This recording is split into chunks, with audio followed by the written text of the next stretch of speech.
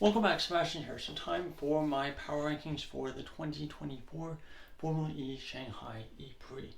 So two weekends of two races of Peloton racing this weekend. The first one I think was a bit better than the second, but nonetheless, we have quite a bit of things to go over for this set of power rankings. So starting right away with number 22, a driver who was out-qualified both races and beaten in both races is Sam Bird. Yeah, struggling to get the calf off my pen. Not something I thought I would be doing. For Bird, a bit of a struggle this weekend. Qualifying was pretty poor, was out-qualified by a pretty big margin against his teammate Jake Hughes in both races. First race, not a whole lot happened that I remember. Second race, obviously a bit of a clumsy move, spun Nick DeVries around, and then was forced to retire the car. Number 21, I'm going to go with Eduardo Mortara.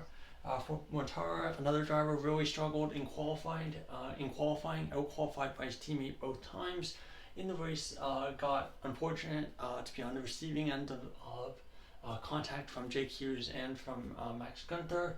Not his fault, but at the end of the day, I felt Mortara didn't really do a whole lot to justify putting him higher up on this list. Number 20, I'm going to go with Dan Ticktum. Out-qualified both races, beaten in both races.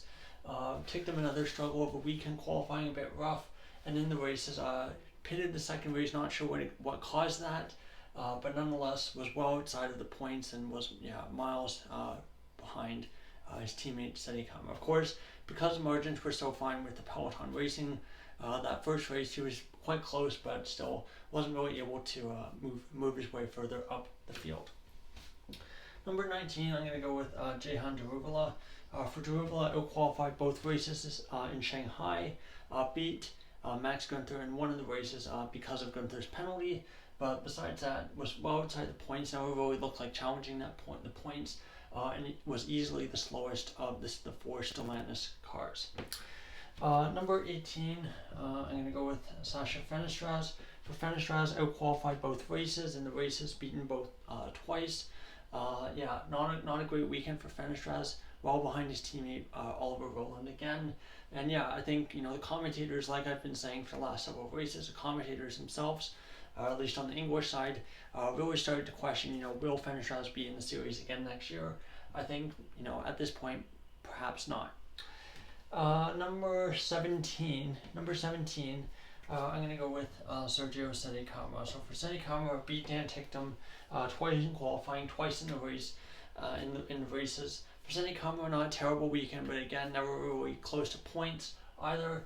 And I think it was a really tough weekend all around for ERT. Qualifying didn't go particularly great, and for the races, for Steadicama, a bit of a scrappy one, and not really able to get any points this weekend. For number 16, I'm going to go with Nico Muller. Muller out-qualified his teammate Lucas Degrassi twice and beat his teammate once in the race. So split the races. For Muller, pretty anonymous weekend, not a whole lot to add. It was just kind of there. Didn't feel like he was particularly terrible or did a particularly great job either. Number 15, I'm going to go with Sebastian Buemi. For Buemi, qualifying again was a real struggle this weekend. Out-qualified by his teammate twice. And the second time, I believe, the second race qualified basically at the back.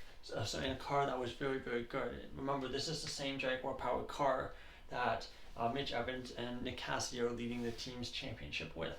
But for Buemi, I think got a bit fortunate, came 8th place in that first race.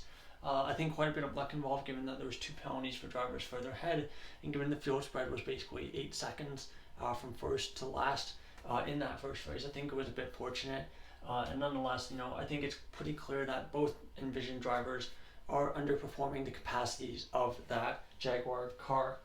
Number 14, kind of highlighting what I just said there, I decided to put Robin Fines. For Fines, out-qualified his teammate Buemi twice and split the races. Of course, got 2 less points in Buemi, finishing in 9th, but with those 2 penalties, I did feel like it was a bit more of a luck-based result for Buemi, and because qualifying twice went Buemi's way, so I kind of took that as the tiebreaker, putting them ahead. But nonetheless, for both of them, yeah, well behind the two other drivers with that powertrain. Number 13, I'm going to go with Max Gunther. For Gunther, of course, a bit of a reckless move at turn 6, which led to Mortaro's retirement in that first race. Second race, able to get a lower points paying position. I felt he was okay, not amazing, and was kind of just in the middle, a little bit off the pace of the DS Penske's, the other Stellantis powered car. Number 12, I'm going to go with Jake Dennis.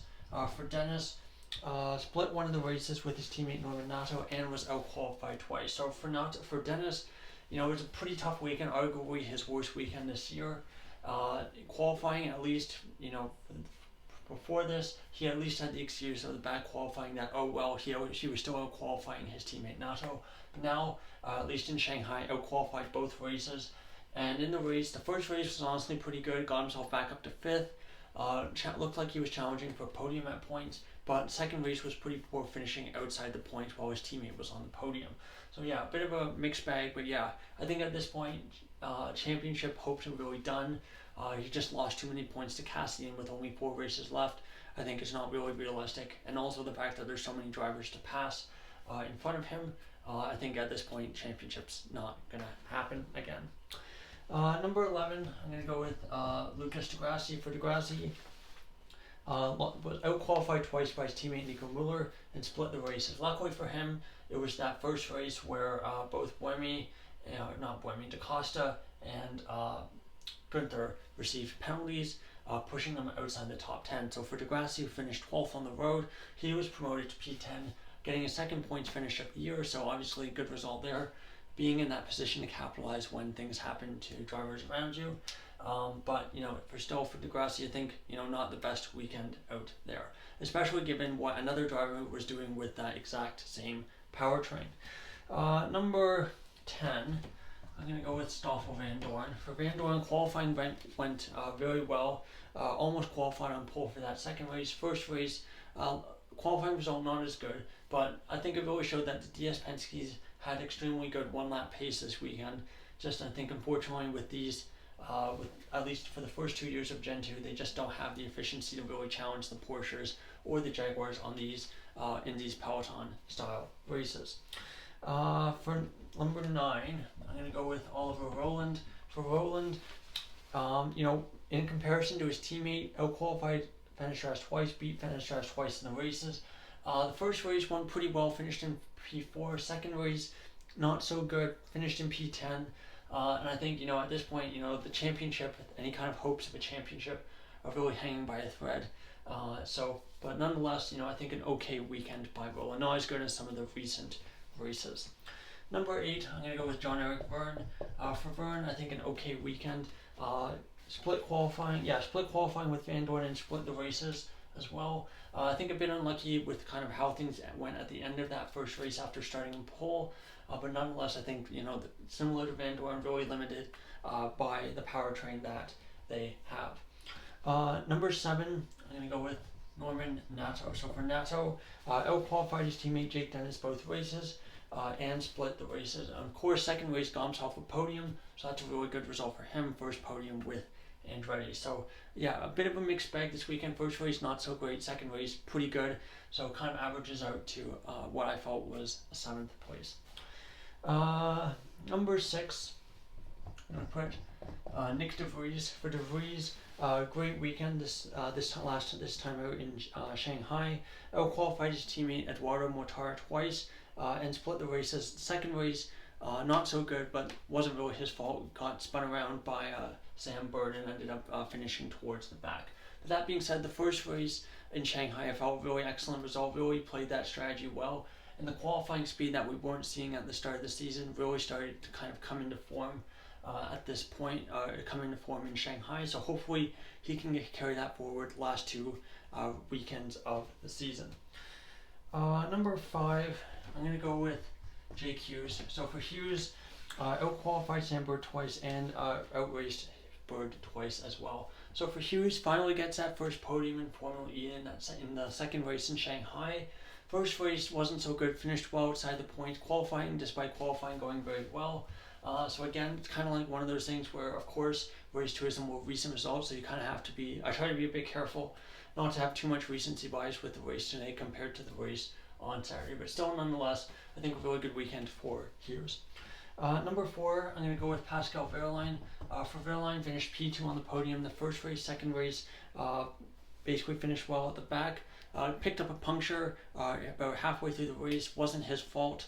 Well, it was basically such a marginal thing anyway. Even if you say it was his fault, just with how close the racing is, it was one of those things where I don't think anyone was really to blame, and that really just took him out of contention. The first race, I thought went really, really well. So despite the second race being quite poor and losing a whole bunch of points to Nick Cassidy, I think because of the circumstances around it, I think Wehrlein overall was still one of the best drivers this weekend.